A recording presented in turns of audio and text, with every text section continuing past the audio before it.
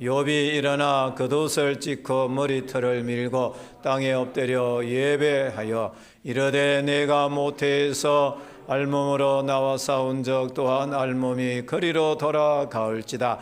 주시니도 여호와시오 거두시니도 여호와시오니 여호와의 이름이 찬송을 받으실지니이다 하고 이 모든 일에 욥이 범죄하지 아니하고 하나님을 향하여 원망하지 아니하니라. 그가 이르되 그대의 말이 한 어리석은 여자의 말 같도다. 우리가 하나님께 복을 받아 선적 화도 받지 아니하겠느냐 하고 이 모든 일에 욥이 입술로 범죄하지 아니하니라. 내가 알기에는 나의 대속자가 살아계시니 마침내 그가 땅 위에 서실 것이라. 내 가죽이 벗김을 당한 뒤에도 내가 육체 밖에서 하나님을 보리라. 그러나 내가 가는 길을 그가 아시나니 그가 나를 단련하신 후에는 내가 순금같이 나으리라. 아멘. 오늘은 욥의 감사의 원천, 이런 주제로 하나님의 말씀을 나누겠습니다. 어렸을 때에 잔치집에서 본 경이로운 경험이 하나 있었어요. 이렇게 보통 집에서 시집장가 보내면 잔치를 다 했습니다. 그런데 하객들이 오면은 이런 자그마한 상에 잔치국수, 그리고 떡, 식혜, 수육, 과일, 그리고 사과요리 빚어놓은 그 나박김치, 혹시 아시나요? 그런 거 한 상 해놓는데, 이야, 저는 상을 언제 한번 받아볼까? 아이들에게는 그거 절대로 안 줘요 해서요. 근데 하객들이 오면은 탁 해서 착착착 갖다 주는데 세상에 아침부터 밤까지 손님이 와도 그게 계속 나오는 거예요. 도대체 이게 어디서 나오는가? 정말로 신기하더라고요. 나중에 좀 커서 알고 보니까 그 집안에 보면은 과방이 있어요. 임시로 만들어 놔서 그곳에 여러 가지 음식을 다 저장해 놓고 손님이 올 때마다 거기서 착착 차려 갖고 내오더라는 거예요. 야, 과방이 그렇게 그때 당시에 힘이 있는 줄 몰랐어요. 정말로요, 경이로웠어요. 또 어렸을 때 산속에 들어가서 옹달샘 참 경험이 있었는데 작은 산이었어요. 그런데 물이 조금씩 낙엽 아래로 흘러가고 있습니다. 그런데 이 가뭄이 와도 산에는 이 물이 조금씩 계속 흘러나오는 거예요. 그래서 이상하다, 어떻게 물이 계속 흘러가는 것인가 알고 보니까 그 옹달샘에서 물이 계속 솟아나와서 이렇게 산에 작은 물줄기를 이루어서 내려가더라는 겁니다. 옹달샘 한번 볼까요? 옛날 추억하면서 한번 보세요. 잘 보입니까? 예. 저 옹달샘에서 물이 살살살살 소리 없이 낙엽 밑으로 흘러와서 그 주변을 푸르르게 만들어요. 아, 그렇구나. 무엇인가 계속 꺼내올 수 있는 과방이 있었구나. 아, 그렇구나. 무엇인가 땅에서 물이 솟아나는 옹달샘이 있었구나. 그러니까 이 상이 계속 나오고 물이 계속 흘러나와서 물줄기가 형성이 되는 거구나. 원천이라고 하는 말의 뜻은 물이 흘러나오는 권원을 의미합니다. 그리고 이 권원이라는 말도 비슷한 말인데 사물의 현상 등이 비롯되는 봄바탕, 그리고 우리 밑바탕이라고 얘기하는데 사물의 근본을 이루는 기초지요. 그래서 원천이나 권원이나 밑바탕이나 거의 비슷한 말입니다. 우리는 욥의 신앙에 대해서 너무나 잘 알고 있습니다. 생각해 보면 전천후 신앙의 모델입니다. 고난을 당하면서 살아가는 모든 성도들에게 위로가 되고 소망이 되는 사람이 욥이라고 하는 사람입니다. 욥이 겪은 재난과 아픔은 사람의 머리로는 상상이 안 되는 엄청난 재난이었습니다. 보통 사람 같으면 땅 위에서 도저히 살 수가 없어요. 100이면 100, 1000이면 1000, 거의가 극단적인 선택을 할 수밖에 없는 그런 기가 막힌 재난을 경험한 사람입니다. 그런데 어떻게 그러한 인내와 신앙 고백을 할 수 있단 말인가 참으로 궁금해지는 겁니다. 욥이 당한 시련과 재앙은 어떤 것입니까? 먼저 1절에서 5절까지 보게 되면 욥이라고 하는 사람을 우리에게 소개를 해주고 있어요. 이 사람은 신앙적으로 대충 사는 사람이 아니라 정확하게 하나님의 말씀대로 살려고 했던 사람입니다. 생각해 보면 99.9%의 순도의 신앙을 갖고 있었던 사람이 욥이라고 하는 사람이었습니다. 성경에 보니까 온전하고 정직하여 하나님을 경외하며 악에서 떠난 자다. 아들 7과 딸이 3명 있었습니다. 재산이 얼마나 많았는가 하면 그때 당시 양이 7,000마리, 낙타가 3,000마리. 여러분 뭐 놀리지도 않아요. 이분들은 해가지고 낙타가 3,000마리면요 낙타 봤습니까? 실물 한번 보셨어요? 저는 성지순례 가고 낙타 등에 타서 이렇게 시내산을 올라간 적이 있어요. 밤에 떨어질까 봐 생쇼를 했어요 해가지고요. 예. 자, 거기 앉으면 탁 타면 일어나요. 근데 이게 낭떠러지를 걸어가는데 밤에 칠흑 같은데 이야 진짜 겁나. 근데 그 낙타가 3,000마리라. 소가 500결이면 한 결이가 2마리거든요. 1,000마리라. 암나귀가 500마리.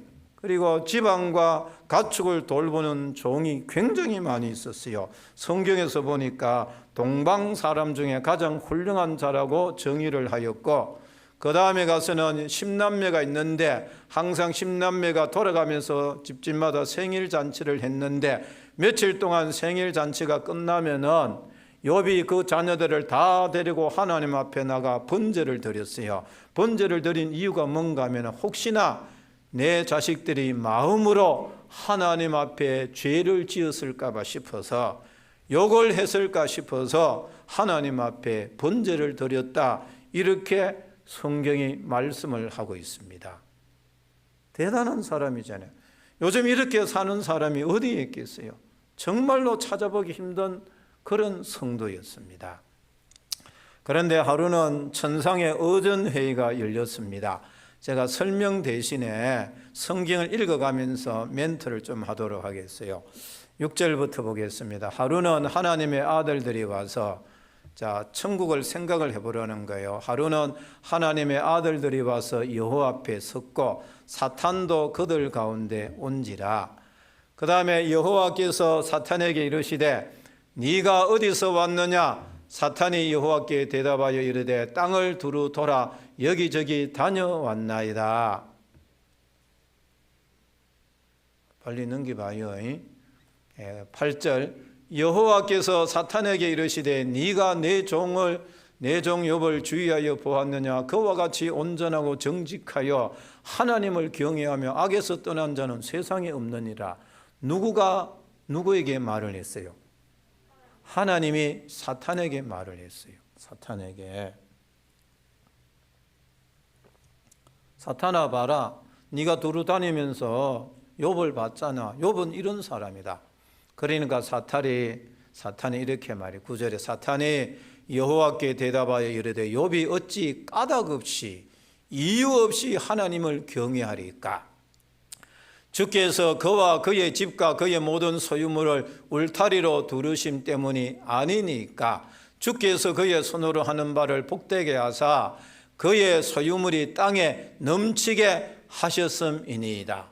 하나님이 욥에게 영육간에 축복을 많이 주었고 동방의 큰 부자가 되게 했고 걱정할 것이 없으니까 하나님을 잘 섬기는 것이 아닙니까?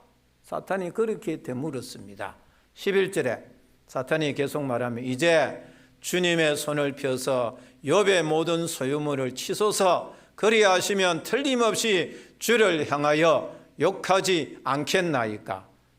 하나님이 주신 축복을 하나님이 다 거두어 가세요. 그러면 욥이 막 이를 악물고 하나님을 저주하지 않겠습니까? 그러니까 여호와께서 사탄에게 이르시되 내가 그의 소유물을 다 네 손에 맡기노라. 네 마음대로 한번 해봐라. 거두어 가든지 병을 주든지 네 마음대로 해봐라. 그러나 그의 몸에는 네 손을 대지 말지니라. 그 육신의 생명에는 절대로 손대지 말라 하나님께서 엄명을 하셨어요. 사탄이 곧 여호와 앞에서 물러가니라. 이게 뭐냐? 천국의 회의였어요. 대충 그림이 가지요?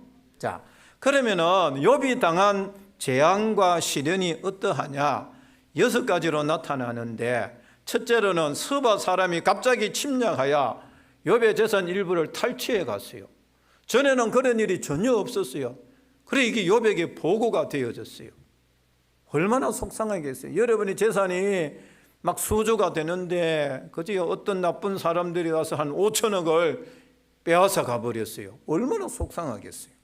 두 번째로는 그 일이 끝나고 난 후에 갑자기 또 불이 하늘로부터 떨어져서 양과 종들을 일부 태워버리고 말았어요. 종들도 죽고 양들이 그만 많이 죽어나갔어요. 벼락이 치고 하늘이 불이 내려와서. 그게 지금 누구가 하는 짓이라요? 사탄이 그렇게 지금 치기 시작하는 거예요. 욥이 어떻게 나오는가 보려고. 세 번째로 그 주변에 갈대아 사람이 있었는데 침략해서 또 낙타와 종들을 또 빼앗아 가버렸어요. 재산이 축이나고 종들이 자꾸 죽어나가고 포로로 붙잡혀가기 시작하는 거예요. 욥의 마음이 어떠하겠어요? 네 번째로 마다들 집에서 잔치를 하는데 갑자기 태풍이 불어서 지붕이 무너져서 10명의 자녀들이 압사당해 죽어버렸어요. 이게 보통 일이라요.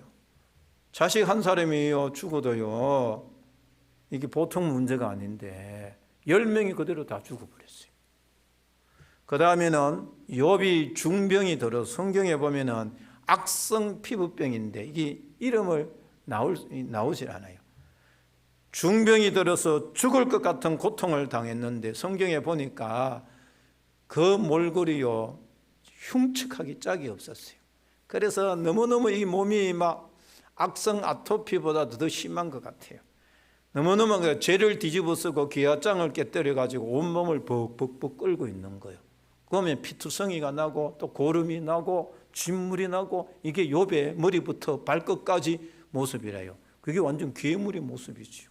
조금 전까지만 해도 동방의 의인이고 그렇게 위대한 사람이었는데 완전히 천국에서 지옥과 같이 나락으로 떨어지기 시작한 거예요. 누구가 그렇게 치기 시작했어요?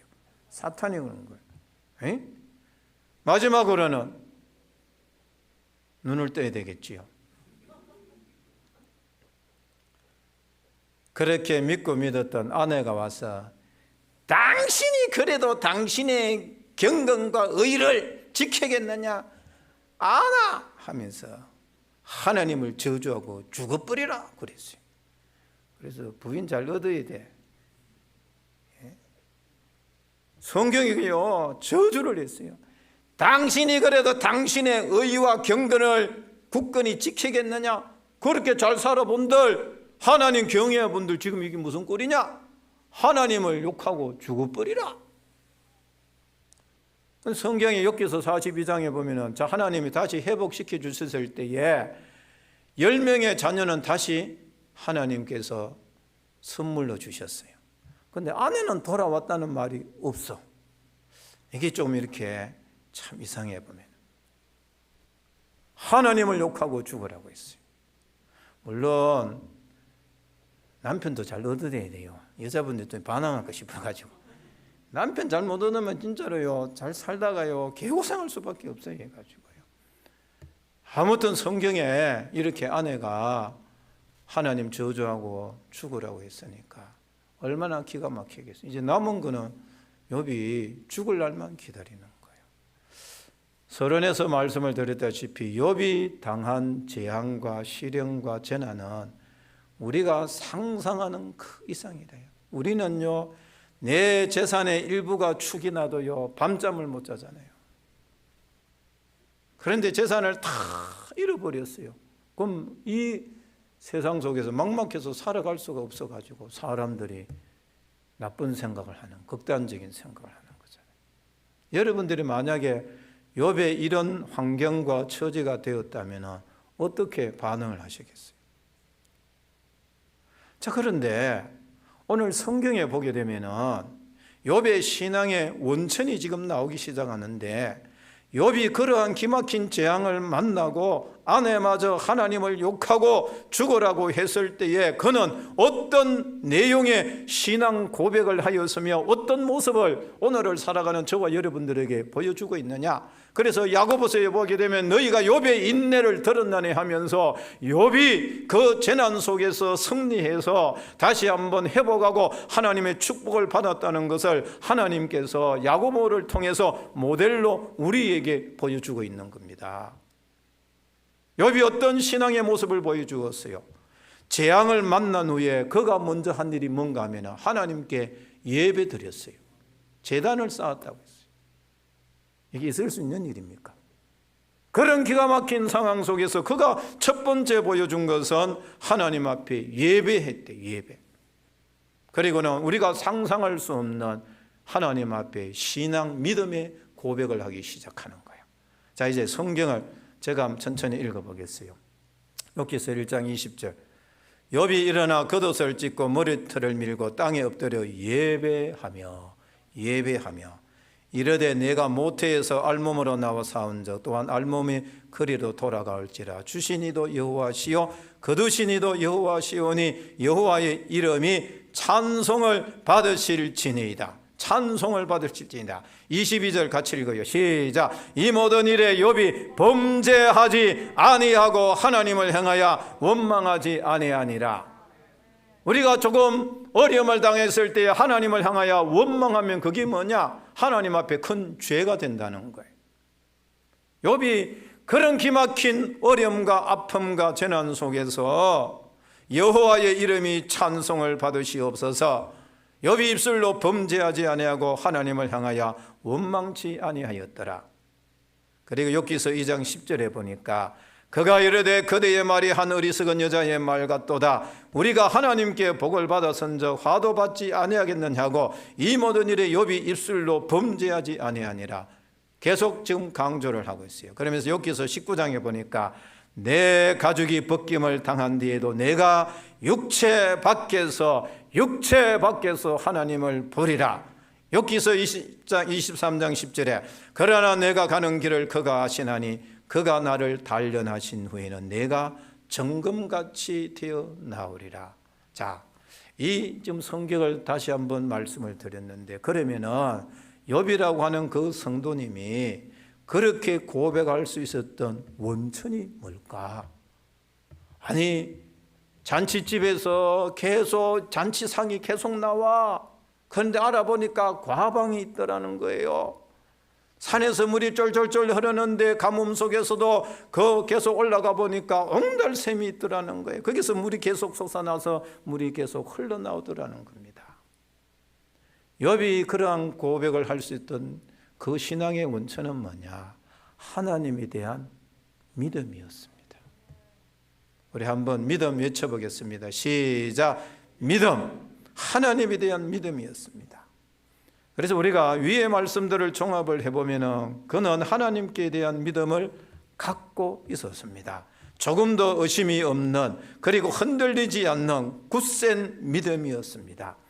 사람은 재앙을 만나고 시련을 당할 때에 믿음의 수준이 보여지기 시작합니다. 평소에는 잘 알 수 없어요. 불 속에 들어가면 철의 강도가 나타나는 것처럼 우리가 재난 앞에서 우리의 믿음의 강도가 보여지기 시작하는 겁니다.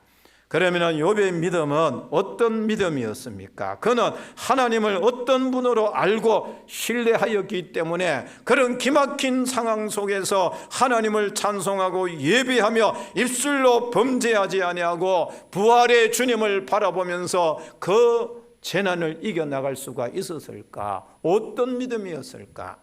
첫째로 우리 같이 한번 읽겠습니다. 시작. 생사화복을 주관하시는 하나님에 대한 믿음이 있었습니다.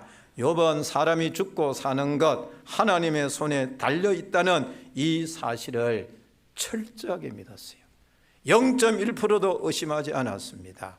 과학과 의술이 발달이 되어도 사람의 생과 사를 절대로 주관하지를 못해요. 잠시 늦출 수는 있겠지만 사람이 애를 쓴다고 해서 생사를 마음대로 주장할 수가 있습니까? 절대로 그렇게 할 수가 없습니다. 또한 욥이라고 하는 사람은 빈손으로 왔다가 빈손으로 가는 인생임을 깨달았습니다. 하나님이 복을 주시기도 하고 거두어 가시기도 하시는 분, 재물의 주인은 누구냐? 하나님이시라는 것을 알았어요. 그래서 그분이 나에게 복을 주었으니까 화도 주는 것이 당연한 거 아니냐? 나에게 주었으면은 내가 마음에 들지 않으면 주인 되시는 그분이 거두어 가는 것이 아니냐? 그래서 결국 욥이라고 하는 성도는 하나님을 믿되 생사하복을 주장하시는 하나님을 믿는다는 이 표현을 우리는 주권신앙이라고 표현합니다. 따라 한번 해보세요. 주권신앙. 하나님 손에 모든 주권이 있다는 거예요. 내가 주인이 아니라 하나님 그분이 나를 이 땅에 태어나게 하시고 때가 되면 내 생명을 취하여 가기도 하시고 나에게 의식주 복을 주시기도 하고 때로는 하나님이 거두어 가시기로 하는 주권자 되시는 하나님을 철저하게 야곱이 믿고 또 믿고 신뢰하였다는 겁니다. 재산을 빼앗기고 불이 나고 종들이 죽어나가고 자녀들이 한꺼번에 다 압사당하고 자기의 몸에 중병이 들어 죽지 못해 살아가는 이 기막힌 상황, 이 모든 일련의 사건들이 우연이 아니라 욥이라고 하는 사람은 선하신 하나님의 의지를 따라 하나님의 뜻대로 이루어가는 것임을 알고 믿었다는 겁니다. 그래서 하나님의 주권을 믿는 신앙이 욥의 생각과 마음을 굳세게 붙들고 있었습니다. 우리가 이 신앙만 제대로 확보하면 우리 믿음이 흔들리지 않습니다. 로마서 11장 36절 말씀은 하나님의 주권에 대한 아주 이렇게 최고 모범적인 신앙 구절입니다. 우리 한번 읽어보겠어요. 시작. 만물이 주에게서 나오고 주로 말미암고 주에게로 돌아갑니다. 그에게 영광이 세세히 있을지어다. 자, 모든 만물이 하나님으로부터 나오고 하나님으로 이 땅에서 진행이 되어지고 마지막에는 하나님께로 다 돌아가는 거예요. 여러분도 그렇습니다. 여러분 이 땅에 태어났잖아요. 하나님으로 의해서 태어났어요. 우리가 살아가잖아요. 하나님에 의해서 살아갑니다. 우리가 하나님 앞에 또 뜻이 계시면 하나님 우리를 또 데려가시는 거예요. 우리의 생사가 하나님의 손에 있는 거예요. 여러분의 의지에 달려있는 것이 절대로 아니라는 거예요. 누가복음 12장 6절에 보면 참새 5마리가 두 아사리온에 팔리는 것이 아니냐. 그러나 하나님 앞에는 그 하나도 잊어버리시는 바 되지 않는 참새 2마리가 죽고 사는 것도 하나님의 뜻에 달렸는데 우리가 죽고 사는 것이 하나님의 뜻이 안 달렸겠어요. 사무엘상 2장 6절 7절에 보면 한나가 하나님 앞에 기도 응답을 받고 나온 후에 주권 신앙을 노래하고 고백하고 있어요. 여호와는 죽이기도 하시고 살리기도 하시며 서울에 내리기도 하시고 거기에도 올리기도 하시는도다. 여호와는 가난하게도 하시고 부하기도 하시며 낮추기도 하시고 높이기도 하시는도다. 그래서 하나님에 대한 주권을 믿는 믿음이 있을 때에 우리도 어떤 아픔과 재난 속에서도 원망하지 아니하고 이겨낼 수 있고 환경을 탓하지 않고 하나님께 감사와 찬송을 올려드릴 수 있다는 겁니다. 그래서 우리가 하나님 앞에 기도할 때마다 하나님 제 믿음을 좀 키워주세요. 큰 믿음으로 좀 키워주세요. 이렇게 기도할 수 있는 여러분 되시기를 주님의 이름으로 축원합니다. 아멘. 그 다음에 두 번째로 욥이 그 기막힌 재난을 어떻게 이겨낼 수 있느냐. 그 믿음 두 번째 내용이 감찰하시는 하나님을 믿었습니다.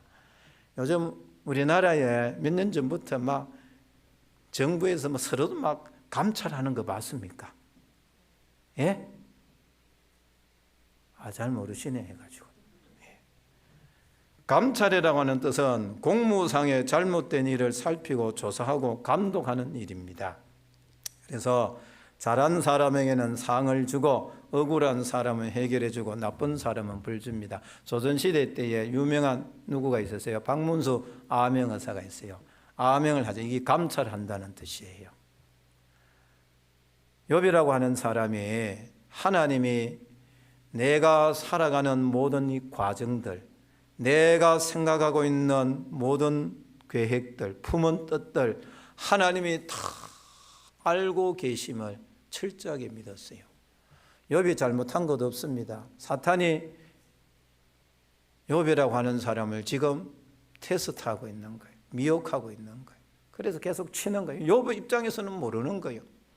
그러나 이 억울하고 기가 막힌 상황 속에서 하나님의 어떤 뜻이 있다는 사실을 깨닫기 시작했어요. 그분이 나를 알고 계시는데, 그래서 여기서 23장 10절에 보니까 내가 가는 길을 그가 아시나니, 그가 누구예요? 하나님이. 그가 나를 단련하신 후에는 내가 정금같이 순금같이 나오리라. 그래, 하나님이 아시는데 내 이 시련 내가 이겨나가면 하나님께서 나를 다 반석 위에 세워주실 거야. 그리고 여기서 19장 25절에 보면은 내가 알기는 나의 구속자가 살아계시니 마침내 그가 땅 위에 서실 것이라. 구속자로 가는 것은 기업 무르는 자 이런 뜻도 있습니다. 그러니까 여기에는 좀 다른 뜻도 포함이 되어져 있어요. 하나님께서 반드시 나를 이 어려움 속에서 구원해 주실 것이라는 이 신뢰가 있었다는 겁니다. 욥이라고 하는 성도는 그런 아픔과 재난 속에서 하나님이 나의 무죄함과 아픔과 고난을 다 알고 계신다는 사실을 믿었습니다.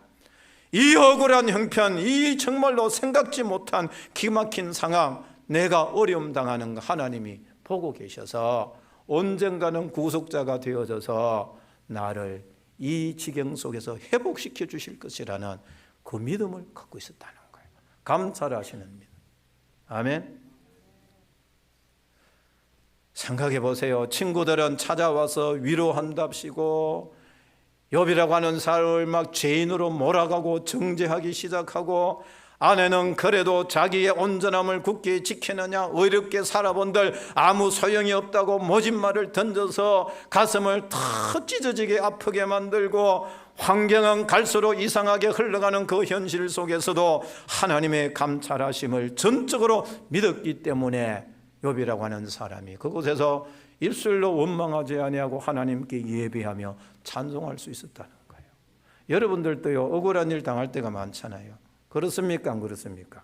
예수 믿는 사람이 불신 사회 속에서 직장 생활하면서 사람과의 관계 속에서 나는 전혀 그렇지 않았는데 억울한 소리를 듣고 얼마나 속상해요.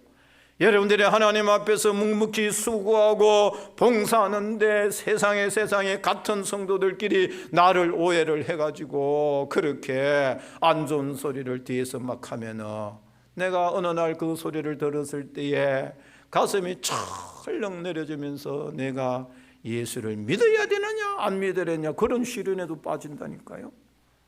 목회자들은 내가 이거를 그만둬야 되느냐 안 둬야 되느냐 그런 생각이 들고, 나는 내년부터는 절대로 봉사 안 하고 주일날 그저 한 번 아니면 한 달에 한 번 와서 예배만 드리고 안녕 하면서 집에 가서 나 여가 생활을 즐길 거야, 그렇게 결심할 수도 있다는 거예요. 잘 들으세요. 하나님이 여러분들의 그 억울함 알고 계세요? 모르고 계세요? 다 알고 계시네. 요셉이라고 하는 사람이 보디발 집에서 억울한 누명을 뒤집으시고 감옥에 갇혔을 때에 요셉이 하나님 그분 한 분 바라보면서 견디어내고 참아냈어요. 그러니까 나중에 총리로 하나님이 세워주시는 거예요.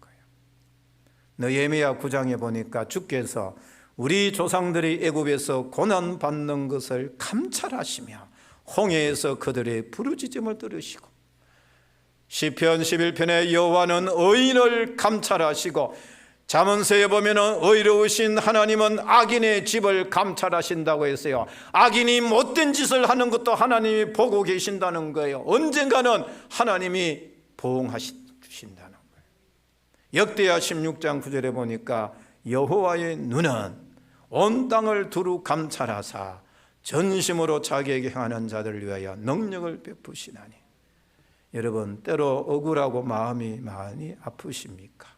믿는다고 믿었는데 왜 나만 고난을 당한다는 생각이 자주 드십니까?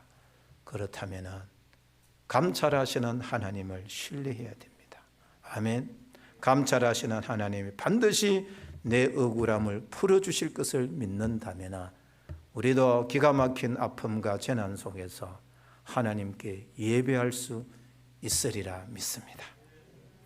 마지막 세 번째로는 부활의 소망에 대한 믿음이 있었습니다. 우리 26절 같이 한번 읽어보겠어요. 시작. 내 가죽이 벗김을 당한 뒤에도 내가 육체 밖에서 하나님을 보리라. 아멘.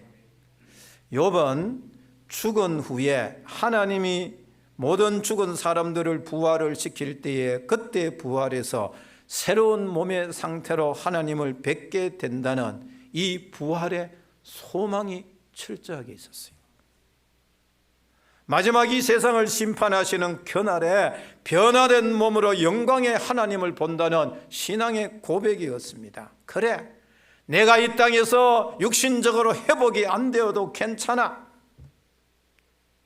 내가 이 세상에 이대로 끝난다 할지라도 나의 구속자가 살아계시니, 구속자. 예? 여기에 그래 구속자는 여러 가지 의미가 있는데 이 구속자라고 하는 것은 나를 죄 가운데서 구원해 주신 예수 그리스도, 3일 만에 부활하신 예수 그리스도. 그래서 이 구속자라는 단어를 사용함으로 말미암아 십자가 신앙과 부활의 신앙을 우리에게 보여주고 있습니다. 참으로 경이로운 것은 그때 당시에 욥은 십자가의 구속과 부활을 내다보는 이런 믿음이 있었다는 겁니다. 그래서 구약의 성도들이나 신약의 성도들이나 성령이 충만하면은